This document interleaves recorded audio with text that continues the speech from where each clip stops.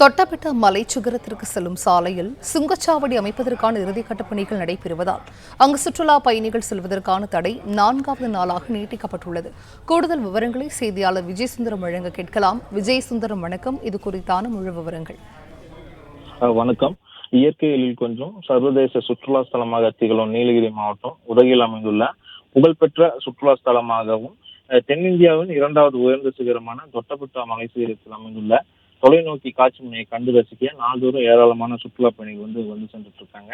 குறிப்பாக ஆண்டுதோறும் உதவிக்கு வரக்கூடிய லட்சக்கணக்கான சுற்றுலா பயணிகள்ல 80% சுற்றுலா பயணிகள் தொட்டபெட்டாவிற்கு சென்று நீலகிரி மாவட்டத்தில் அமைந்துள்ள வானுயர்ந்த மலைத்தொடர்கள், பச்சை பசையான காட்சியளிக்கக்கூடிய இயற்கை வளங்களை கண்டு ரசித்து சென்றுட்டு இருக்காங்க.